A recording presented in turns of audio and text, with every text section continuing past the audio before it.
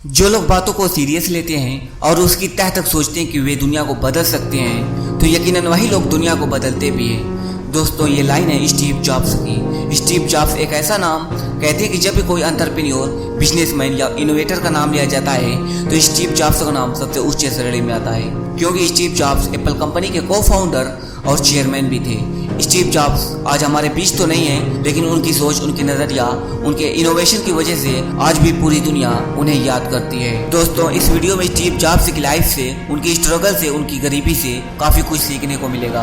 अगर आप में स्टीव जॉब्स की लाइफ से 1% भी वैल्यू ऐड होती है तो आप लाइफ में बहुत बड़ा कर सकते हो। दोस्तों, अगर वीडियो अच्छी लगती है तो चैनल को जरूर सब्सक्राइब कर लेना और बेल आइकन को भी जरूर दबा लेना, ताकि आपको ये चैनल दोबारा ढूंढना ना पड़े। तो चलिए शुरू करते हैं स्टीव जॉब्स की गरीबी से लेकर एप्पल कंपनी बनने तक की कहानी। स्टीव जॉब्स का जन्म 24 फरवरी 1955 को सैन कैलिफोर्निया, अमेरिका में हुआ। स्टीव जॉब्स की मां ने उन्हें कॉलेज के दौरान ही उन्हें जन्म दिया, जो कि एक अनमैरिड कपल थी। इसी वजह से वह स्टीव को अपने पास नहीं रखना चाहती थी और स्टीव को किसी को गोद देने का फैसला कर लिया।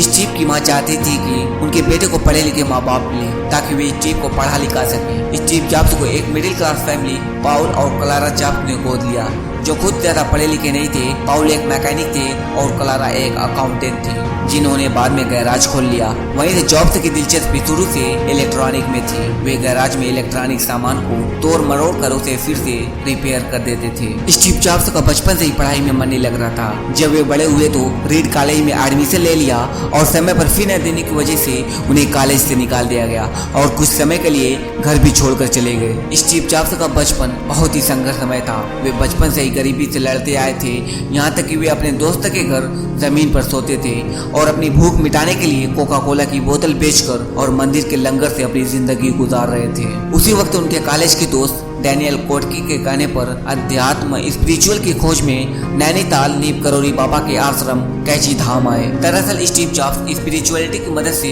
अपने इनर सेल्फ को तलाशना चाहते थे। भारत में 7 से 8 महीने रहने के बाद वे अलग ऊर्जा और अलग ही माइंडसेट से अमेरिका वापस लौट गए और अतारी नाम की गेमिंग कंपनी में जॉब करने लगे। और उसी दौरान उनकी प्रेमिका से उन्हें लड़की हुई, जिसका नाम लिसा रखा और आगे चलकर लिसा नाम का कंप्यूटर भी बनाया, जो असफल रहा और स्टीव जॉब्स काफी निराश भी हुए थे। एप्पल कंपनी को बनाने की कहानी तब शुरू होती है जब स्टीव जॉब्स काफी समय भारत में गुजारने के बाद जब अमेरिका पहुंचे।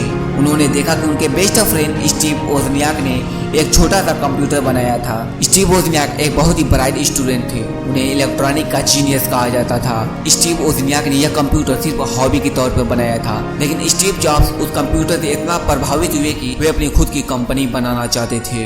1 अप्रैल 1976 को 20 साल के स्टीव जॉब्स और स्टीव वोजनियाक जॉब्स के घर के गैराज में कंप्यूटर बनाना स्टार्ट किया और पहले कंप्यूटर का नाम उन्होंने एप्पल 1 रखा और उसे मार्केट में लॉन्च कर दिया। और इसके बाद इन्होंने एक के बाद एक नए इन्वेंशन किए और सफलता की सीढ़ी को छूते चले गए। और साल 1980 में स्टीव जॉब्स की कंपनी पूरे वर्ल्ड में फेमस हो गई और आज भी लोगों के एप्पल कंपनी के प्रोडक्ट खरीदना एक सपने की तरह है, क्योंकि स्टीव जॉब्स कहते हैं कि सिर्फ प्रोडक्ट बनाने पर ध्यान मत दो, बल्कि ऐसा प्रोडक्ट बनाओ कि लोग उसको सपनों की तरह देखें। दरअसल लगातार कामयाबी हासिल कर रही एप्पल कंपनी को उस वक्त झटका लगा जब उन्होंने एप्पल 3 और लिसा कंप्यूटर लॉन्च किया, क्योंकि ये दोनों प्रोडक्ट बुरी तरह फेल हो गए थे। यही नहीं, स्टीव जॉब्स को अपनी जिंदगी के उस दौर से भी गुजरना पड़ा जब उन्हें अपनी ही कंपनी एप्पल से निकाल दिया गया था, लेकिन तब भी ये हार नहीं माने और आगे बढ़ते गए।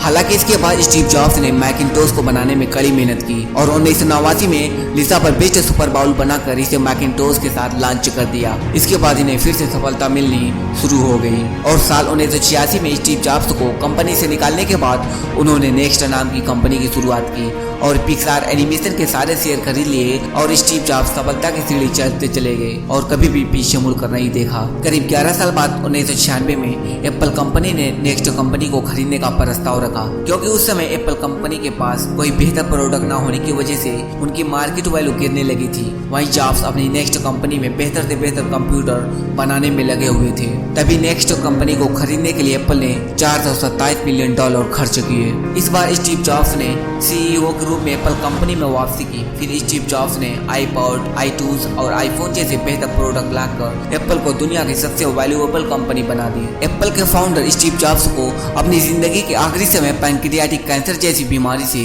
जूझना पड़ा था। कई सालों तक इस बीमारी से लड़ने के बाद उन्होंने 2 अक्टूबर 2011 में कैलिफोर्निया के पोलो आल्टो में अपनी अंतिम सांस ली और इस दुनिया को अलविदा कहकर चले गए। स्टीव जॉब्स को जाने के बाद एप्पल और उनके प्रोडक्ट में कोई खास बदलाव तो देखने को नहीं मिला है, क्योंकि एक पॉजिटिव सोच और विजनरी आइडिया वाले व्यक्ति का अंत हो गया था। स्टीव जॉब्स की जिंदगी से हमें यही सीखने को मिलता है कि हायर एजुकेशन हमेशा सफलता की गारंटी नहीं होती। यानी आप किसी वजह से डिग्री नहीं भी ले पाए तो आपके अंदर के टैलेंट आपको नए मुकाम पर ले जा सकते हैं। इसीलिए जिंदगी में कितनी भी परेशानियां आ जाए, कितनी भी कठिनाइयां आ जाए, उसका डट कर मुकाबला करो, एक दिन सफलता जरूर मिलेगी। दोस्तों मिलते हैं किसी नेक्स्ट वीडियो में किसी नए टॉपिक के साथ, तब तक के लिए जय हिंद, जय भारत।